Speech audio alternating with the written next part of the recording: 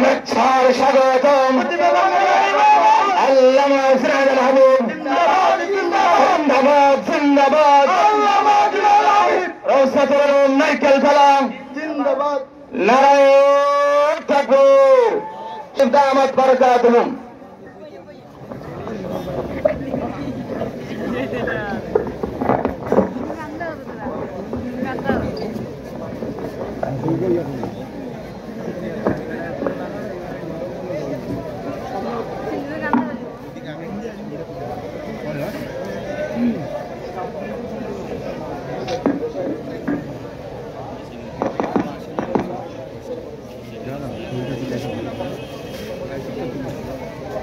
ورحمة الله وبركاته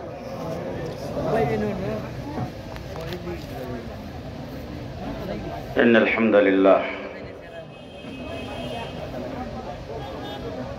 لله وحده والصلاة والسلام على من لا نبي بعده أعوذ بالله من الشيطان الرجيم بسم الله الرحمن الرحيم اليوم أكملت لكم دينكم وأتممت عليكم نعمتي ورضيت لكم الإسلام دينا وقال تعالى يرفع الله الذين آمنوا منكم والذين أوتوا العلم درجات وقال تعالى إنا نحن نزلنا الذكر وإنا له لحافظون صدق الله العظيم وقال رسول الله صلى الله عليه وسلم عليكم بسنتي وسنة الخلفاء الراشدين المهديين وقال عليه الصلاة والسلام من يرد الله به خيرا يفقهه في الدين أو كما قال عليه الصلاة والسلام बुजुर्गान मुहतरम हजरत उलमाए carrom 58টা মুসলিম রাষ্ট্র সমস্ত মুসলিম রাষ্ট্রের ভিতরে সবচাইতে ধর্মপ্রাণ মুসলমানের দেশ আমার বাংলাদেশ গোটা পৃথিবীতে জরিপ করে দেখা গেছে বাংলাদেশের মতো এত মসজিদ পৃথিবীর কোথাও নাই এত মাদ্রাসাও পৃথিবীর কোথাও নাই এত আলেম বর্তমান পৃথিবীর কোনো জায়গায় নাই গোটা পৃথিবীর মানচিত্রে বর্তমানে কোরআনে কারিমের হাফেজ বাংলাদেশে সবচাইতে বেশি গত 22 বছর যাবত পৃথিবীর যে কোনো জায়গায় হিফজুল কোরআন প্রতিযোগিতা হয়েছে বাংলাদেশি হাফেজে কোরআন 1 নম্বর স্থান অধিকার করেছে এই জন্য যেই ঘরে মাল থাকে সেই ঘরে সুরের নজর থাকে যেখানে মাল নাই তার দরজাও লাগাইতে হয় না কথা কি বাংলা বুঝতেছে যেখানে মাল আছে সেখানেই চোরের নজর যেখানে মাল নাই সেখানে চোর ডাকাইতো নাই বাংলাদেশে ইসলামের মাল আছে এই জন্য নাস্তিক মুরতাদ ইহুদি খ্রিস্টান হিন্দুদের নজরও আছে কিন্তু একটা জিনিস খুব ভালো করে মনে রাখবেন একজন মানুষ ঘরে ঘুমিয়ে আছে লোকটা আমার মতো এরকম মেরাক্কা 2-3টা ছোটখাটো বাচ্চা বেগম সাহেব খুবই সাহসী চোর আইসি করে শুনলে হার্ট ফিল করবে রাত্রেবেলা 2টার সময় ঘুমটা খুব চাপছে দরজার মধ্যে চোর আইসা ডাকাইতে এসে দাঁড়াইছে 10 জন ভিতরে পুরুষ হিসাবে ওই নিরীহ মানুষটা একা অনেক লোকজন ঘুমের ঘরে ডাইনে বামে করর দেওয়ার সময় গলার মধ্যে যদি কোনো কাশ আটকায় শ্বাসের সমস্যা হয় তাহলে গলাটা খাকরানি দিয়ে পরিষ্কার করে ঘুম ভাঙে না কি বলে হয় না এরকম লোকটা ঘরে ঘুমে আছে দরজার মধ্যে সুর কয়টা যে 10 জন সুর ডাইন করোড় থেকে বাম করোড়ে যাইতেছিল, এমন সময় বাহিরে সুর কয়জন? এরা দাঁড়াইব না দূর দিব? লোকটার কি ঘুম ভাঙছে? তার কাছে কোনো অস্ত্র আছে কি? সে হইল বাড়িওয়ালা। কথা বলেন, কথা বলেন। আমরা মুসলমান, আমরা হলাম বাড়িওয়ালা।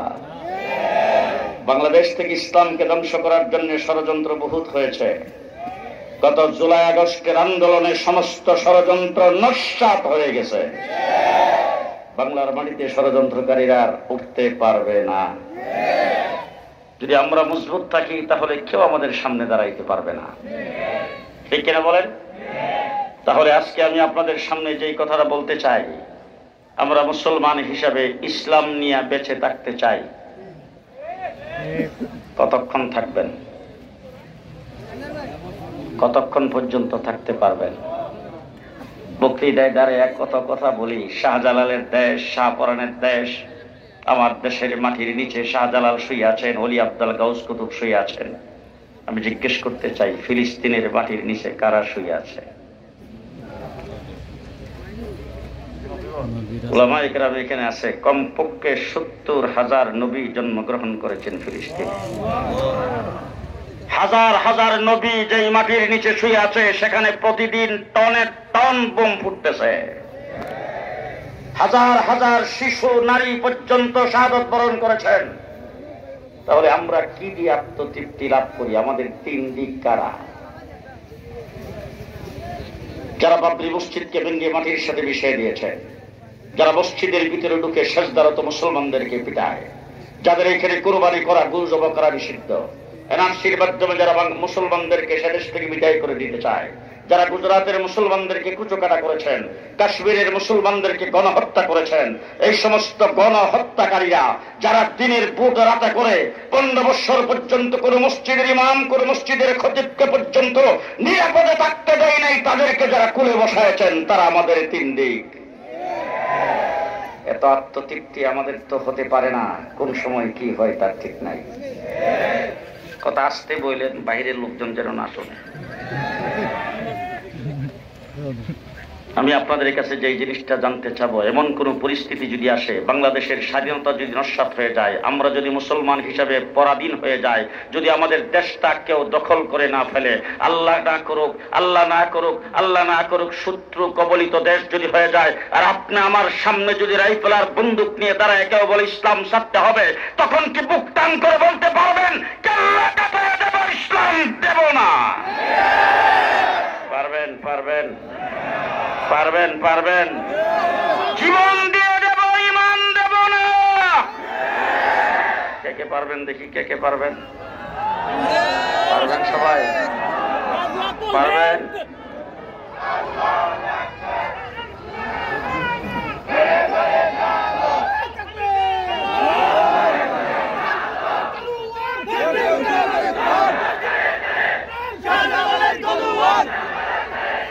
মুসলমান, মুসলমান, সময় কম, সময় কম। কয়েকটা কথা আপনাদের সামনে বলতে এসেছি। আমরা বাংলাদেশের মুসলমান, 250 বছর আমাদের দেশটা ইংরেজ শাসন করেছে। আমার এই ইউরোপ থেকে আসছেন হযরত মওলানা আফজল সাহেব, আমাকে জিজ্ঞেস করে দেখেন, ইউরোপের ভিতরে একটা দেশ স্পেন, 800 বছর মুসলমান শাসন করার পরে স্পেন দখল করেছে ইংরেজ। আমাদের দেশটা 800 বছর মুসলমান শাসন করার পরে দখল করেছে স্পেন। কিন্তু স্পেন ইংরেজ দখল করে সেখান থেকে ইসলামকে বিদায় করেছে, মুসলমানকে বিদায় করেছে, মসজিদ বিদায় করেছে, কোরআন বিদায় করেছে। স্পেনের জমিনে 1 কপি কোরআন শরীফ ছিল না, একজন মুসলমান ছিল না। স্পেনের জমিনে কোথাও সেজদা হতো না। মুসলমানদেরকে দুকায় ফেলার জন্য বলছে, তোমরা মসজিদে আশ্রয় গ্রহণ করো, তোমাদেরকে নিরাপত্তা দেওয়া হবে। মুসলমানদেরকে বলছে, তোমরা আমাদের ইস্তিমার গুলোতে আরোহণ করো, তোমাদেরকে নিরাপদ স্থানে পৌঁছায় দেওয়া হবে। মুসলমান সব হাত পা গুটাইয়া মসজিদে আরোহণ করেছেন, মসজিদের ভিতরে প্রবেশ করেছেন, তাদের ইস্তিমার গুলিতে যাইয়া উঠেছেন। ইতিহাস সাক্ষী উলামায়ে কেরামকে জিজ্ঞেস করে দেখবেন, একদিনে সমস্ত মুসলমানকে মসজিদের ভিতরে বাহিরে পেট্রোল দিয়ে আগুন জ্বালাইয়া শেষ করে দিয়েছেন। যারা স্টিমার আরোহণ করেছিল, স্টিমার সাগরের মধ্যখানে নিয়ে নিচ দিয়া ছিদ্র করে সমস্ত মুসলমানকে সাগরের মধ্যখানে বাসায়া পানিতে ডুবাইয়া মেরেছেন। গোটা স্পেনের জমিনে বিশাল বড় বড় লাইব্রেরি ছিল, মুসলমানদের ফিকহ, মুসলমানদের তাফসীর, মুসলমানদের হাদিস, মুসলমানদের ইতিহাস, সমস্ত বই পুস্তকগুলোকে শেষ করে দেওয়ার জন্য আলাদা মন্ত্রণালয় কায়েম করেছে। 55 বৎসরে সমস্ত বই পুস্তক, মুসলমানদের একটা কাগজের টুকরাও রাখা হয় নাই। গোটা স্পেন থেকে ইসলামকে বিদায় করেছে ব্রিটিশ, ইংরেজ। কে কে?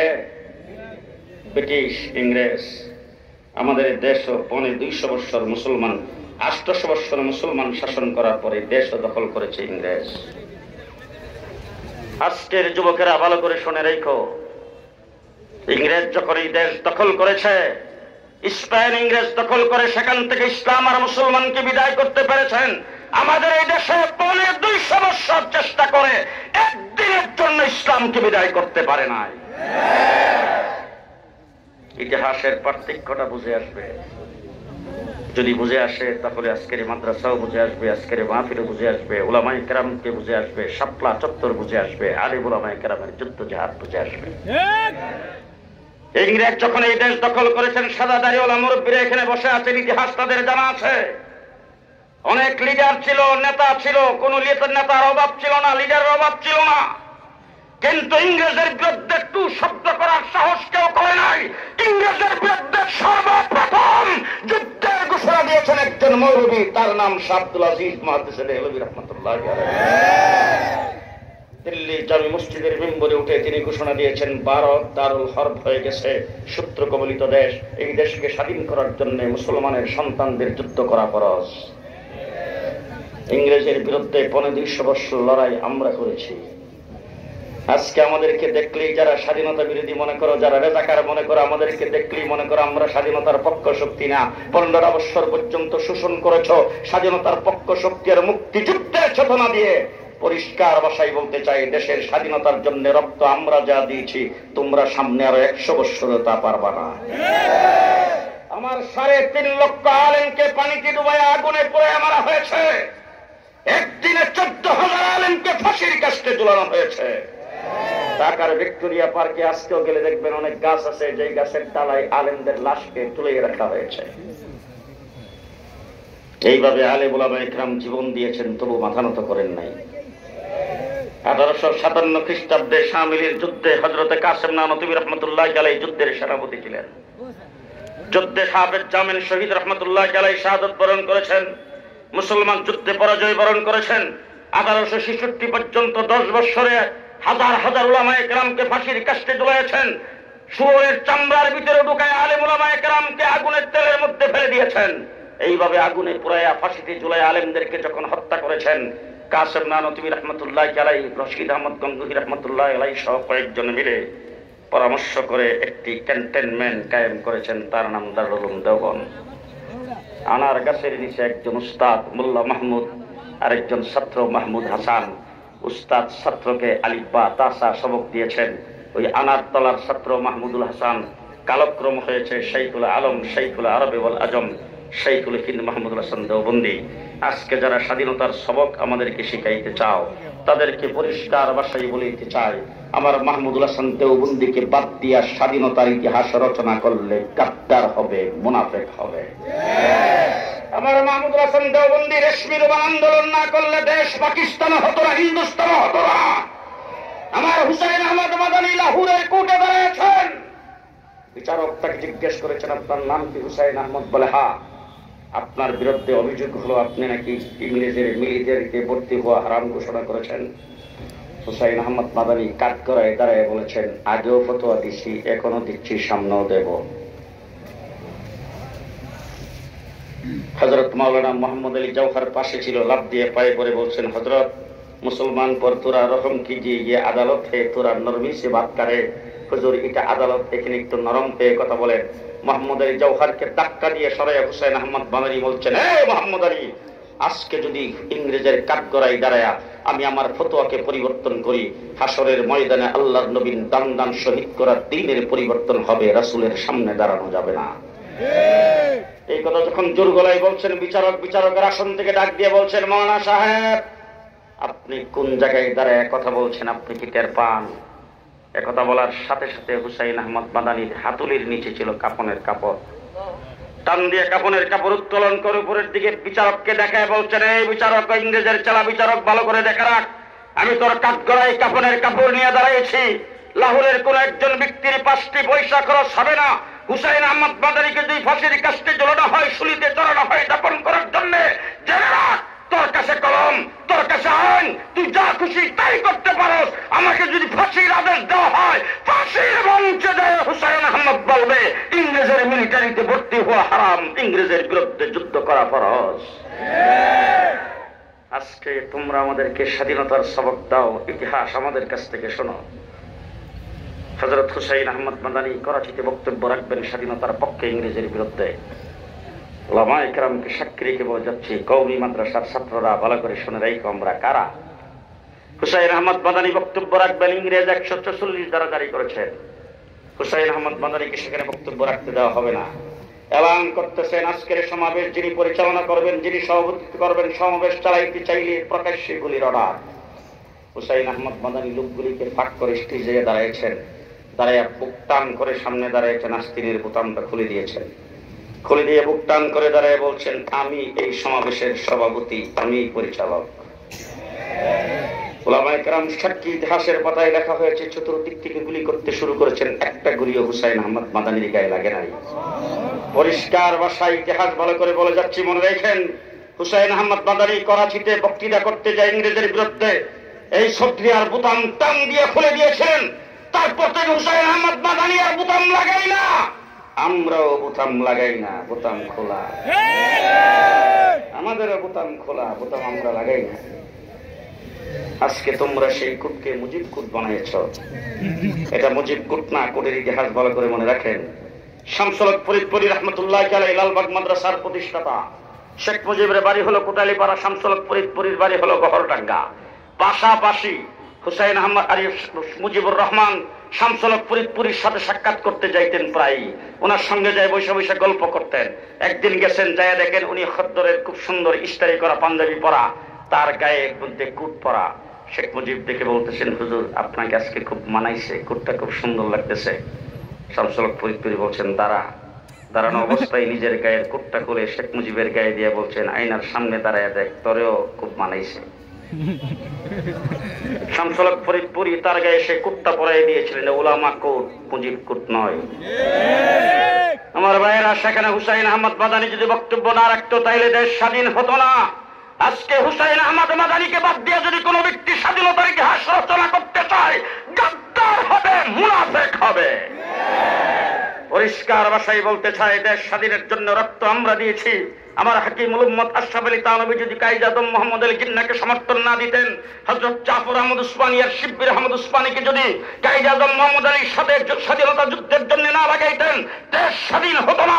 স্বাধীনতা আমরা এনেছি, দেশ স্বাধীন আমরা করেছি। আমার জাফর আহমদ উসমানী আর শিব্বির আহমদ উসমানী যদি স্বাধীনতার পতাকা উত্তোলন না করতেন, দেশ স্বাধীন হতো না। শেষ কথা আপনাদের সামনে বলতে চাই, 1947 সনে দেশ স্বাধীন হয়েছে 2 ভাগে। কয় ভাগ? একটার নাম পাকিস্তান, আরেকটার নাম হিন্দুস্তান। আমরা তখন কোন অংশে ছিলাম? আস্তে করে নাচতে, এমন ভাবে বলবেন বাইরের লোক যেন না শুনে। আওয়ামী লীগ শুনলে বিপদ আছে, কিন্তু আস্তে করেন। আমরা পাকিস্তানের অংশ হয়েছিলাম কিনা বলেন? এবার জিজ্ঞেস করতে চাই, আমাদের পাশে একটা জায়গা আছে হিন্দুস্তানের পশ্চিমবঙ্গ, যেটাকে আমরা বলি কলিকাতা। বলেন তো কলিকাতার ভাষা কি? বাংলা। তারা জাতে কি? বাঙালি। তারাও বাঙালি, আমরাও। আস্তে করেন, আস্তে। কলিকাতার তারাও বাঙালি, আমরাও। তাদের ভাষাও বাংলা, আমাদের ভাষাও বাংলা। তাইলে কি বাঙালি, তারাও বাঙালি, আমরাও বাঙালি, তাদের ভাষাও বাংলা, আমাদের ভাষাও বাংলা। আমরা কেন পাকিস্তানের অংশ হয়ে পূর্ব পাকিস্তান হলাম, তারা কেন হিন্দুস্তান হলো? এই প্রশ্নের উত্তর আপনারা দিবেন, বাকি আমার ওয়াজ শেষ। বলেন, আমরা কেন পাকিস্তানের অংশ হলাম? বলেন বলেন। মেজরিটি মুসলমান হিসাবে, মুসলিম অধ্যুষিত হিসাবে আমরা পাকিস্তানের অংশ হয়েছিলাম। ঠিক কিনা বলেন? ঠিক কিনা বলেন? আমরা পাকিস্তানের অংশ হয়েছিলাম, মেজরিটি মুসলমান অধ্যুষিত, মুসলমান অধ্যুষিত এলাকা হিসাবে আমরা পূর্ব পাকিস্তান হয়েছিলাম। এবার আসেন, পশ্চিম পাকিস্তানের লোকজন আমাদের সঙ্গে বৈষম্যের আচরণ করেছেন। চাকরির ক্ষেত্রে আমাদের সঙ্গে, লেখাপড়ার ক্ষেত্রে, শিক্ষার ক্ষেত্রে আমাদের সঙ্গে জুলুম অত্যাচার করেছেন, আমাদের অধিকারের উপর হস্তক্ষেপ করেছেন। পরে 7.5 কোটি বাঙালি ঐক্যবদ্ধ হয়ে পশ্চিম পাকিস্তানিদের বিরুদ্ধে অস্ত্র ধরে 9 মাস যুদ্ধ করে বাংলাদেশ স্বাধীন করেছি। কয় মাস? 9 মাস যুদ্ধ করে দেশ স্বাধীন করেছি 7.5 কোটি বাঙালি। এই স্বাধীনতা কোনো একক ব্যক্তির ক্রেডিট নয়, একক কোনো দলের ক্রেডিট নয়। পরিষ্কার ভাষায় বলে যাচ্ছি, কয় মাস যুদ্ধ করেছি? 9 মাস। এবার জিজ্ঞেস করতে চাই, আপনাদের কি জানা আছে কাশ্মীর স্বাধীনতা আন্দোলন করতেছে? জি। কয় বছর? 70 বছর যাবৎ কাশ্মীর স্বাধীনতা আন্দোলন করে আজ পর্যন্ত স্বাধীন হতে পারে নাই। আপনাদের সিলেটের পাশে আসাম 40 বছর যাবৎ স্বাধীনতা আন্দোলন করতেছে, আজও স্বাধীনতা অর্জন করতে পারে নাই। আমার ব্রাহ্মণবাড়িয়ার পাশে আগরতলা, ত্রিপুরা 30-35 বছর যাবৎ স্বাধীনতার স্লোগান দিচ্ছে, আজও স্বাধীন হচ্ছে না। কুদার কসম করে উলামায়ে কেরামকে সাক্ষী রেখে বলে যাচ্ছি, আমরা যদি মুসলিম অধ্যুষিত হিসাবে পূর্ব পাকিস্তান না হতাম, আমরাও 70 বছর আন্দোলন করে স্বাধীনতা অর্জন করতে পারতাম না। এবার জিজ্ঞেস করতে চাই, স্বাধীনতার মূলে কি?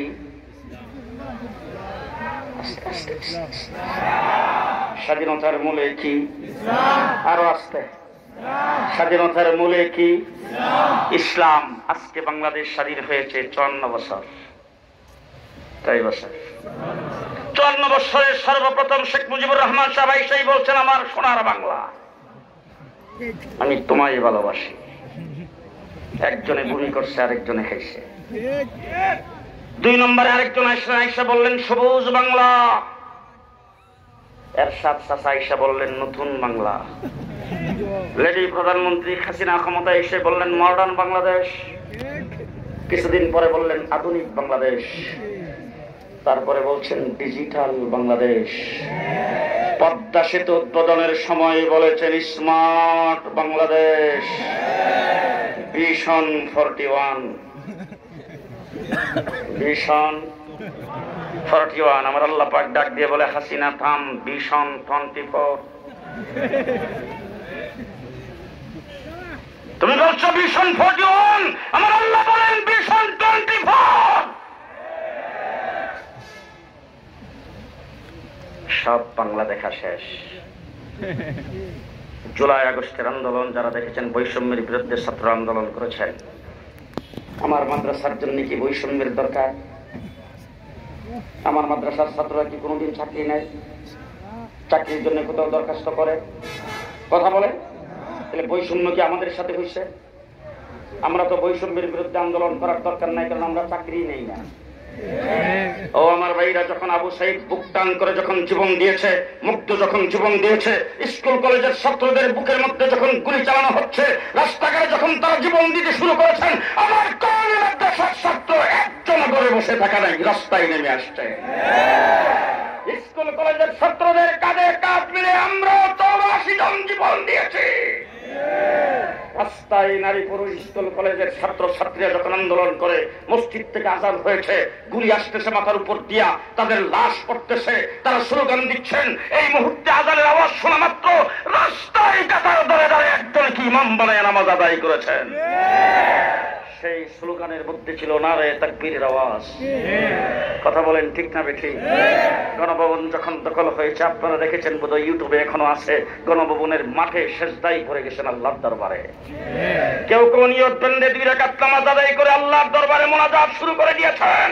আমার এক বোনকে দেখলাম, কোন ইউনিভার্সিটির ছাত্র, উন্নাটা মাথার মধ্যে পেছায়া, গাল বেয়ে বেয়ে পানি পড়তে, সার আল্লাহকে জুড়ে আওয়াজ দিয়ে বলতেছেন, আল্লাহ এই বিজয় তুমি আমাদেরকে দান করেছ। তাহলে জুলাই আগস্টে আন্দোলনে আমরা যারা বিপ্লব ঘটিয়েছি, দেশ আবার পুনর্বার স্বাধীন হয়েছে। ফেসিবাদ বাংলাদেশ থেকে বিদায় হয়েছে। আলিম উলামায়ে কেরামের উপর যারা নির্যাতন করেছেন তারা বিদায় হয়েছে। মাওলানা শাহিনুর পাশাকে মসজিদ থেকে এতেকাফরত অবস্থায় টেনে খেসরে বের করে নিয়ে গেছে। হাই হাই হাই, 1.5 মাস রিমান্ডে ছিলাম, 1.5 মাস ডিবি অফিসে 1.5 মাস রিমান্ডে ছিলাম। প্রত্যেক দিন আমাকে 7টা টিমে জিজ্ঞাসাবাদ করতো। প্রত্যেক দিন আমার সামনে এসে বলতো, তুই পাকিস্তানি রাজাকার। আমি একদিনের জন্য পাকিস্তান যাই নাই, গোটা পশ্চিমা দুনিয়াতে ঘোরাফেরা করেছি। আমার পাসপোর্টের মধ্যে পাকিস্তানের কোন শিলসাপ্পর নাই, পাকিস্তানের সাথে আলাদা কোনো সম্পর্ক আমাদের নাই। তোমরা আমাদেরকে যারা পাকিস্তানি রাজাকার বলছো, বক্তৃতায় দাঁড়াই বলতা পালাবো না। এখন কোথায়, এখন কোথায়? পরিষ্কার ভাষায় বলে যাচ্ছে, আমরা পাকিস্তানি রাজাকার নই, আমরা হলাম সত্যিকারের দেশপ্রেমিক। তোমরা হলো সবাই ইন্ডিয়ান রাজাকার, ইন্ডিয়ান রাজাকার, ইন্ডিয়ান রাজাকার। পরিষ্কার ভাষায় বলছি, পাকিস্তানি রাজাকার যাদেরকে বলছো তারা দেশপ্রেমিক, তাদের দ্বারা দেশ হুমকির সম্মুখীন নয়, তোমাদের দ্বারা দেশ পদে পদে হুমকির সম্মুখীন। সচিবালয়ে আগুন তোমরাই দিয়েছ, চট্টগ্রামের আদালত পরে একজন আইনজীবীকে জবাই করে হত্যা তোমরাই করেছ। পদে পদে 4-5 মাস যাবৎ তোমরা অন্তর্বর্তীকালীন সরকারকে অকার্যকর করার জন্য, অন্তর্বর্তীকালীন সরকারকে ফেল করার জন্য তোমরা ষড়যন্ত্র করে যাচ্ছ। পরিষ্কার ভাষায় বলতে চাই, ছাত্র জনতা যারা মাঠে নেমেছিল তারাও জীবিত আছে, আমরা যারা তাদের সাথে ছিলাম আমরাও জীবিত আছে। বাংলাদেশের 19 কোটি মানুষ যেইভাবে ঐক্যবদ্ধ হয়ে তোমাদেরকে বিতাড়িত করেছে, সামনে আর কোনোদিন বাংলার মাটিতে তোমরা উত্থান হতে পারবা না। তো কথা কথাই বলতা খেলা হবে। 15 বছর পর্যন্ত তোমরা আমাদের সাথে খেলছো পুলিশের অস্ত্রের বিনিময়ে, আজকে তোমাদের সাথে পুলিশ নাই। আসো দেখি কত দানে কত চাউল। দেশ মুসলমানের দেশ। আস্তে কয়ে নাচতে ডাইনে বামে তাকে দেখবেন, কেউ যদি কথা না বলে হেকা ওয়াকাদের দলের লোক। দেশ মুসলমানের দেশ। জোরে বলেন কার দেশ? আরো জোরে বলেন কার দেশ? তাহলে জুলাই আগস্টে যে বিপ্লব ঘটেছে, ইসলাম নামে যত কিছু দেশের স্বাধীনতার জন্য যত কিছু বলছেন সবকিছু শেষ করে দিয়ে এবারের বিপ্লবের পরে বাংলাদেশ হবে ইসলামের বাংলাদেশ, ইসলামের বাংলাদেশ। দুই হাত উঁচু করে বলেন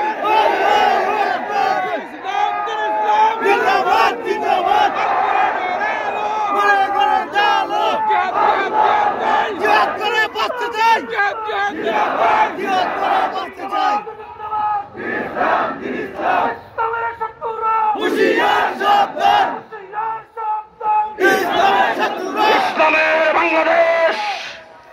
ইসলামের বাংলাদেশ করার জন্য যদি আবার শাপলা চত্বরে যাইতে হয়,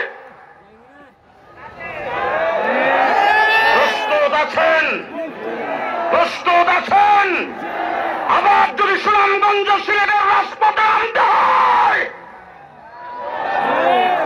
প্রস্তুত আছেন? প্রস্তুত আছেন? পরিষ্কার ভাষায় বলছি, ইসলাম ছাড়া অন্য কিছু মানি না। আসতে করেন, ইসলাম ছাড়া অন্য কিছু মানি না। বাংলাদেশের সংবিধান প্রণয়নের জন্য কমিশন গঠন করা হয়েছে। সংবিধানে কোন একটা শব্দ ইসলাম বিরোধী থাকতে পারবে না।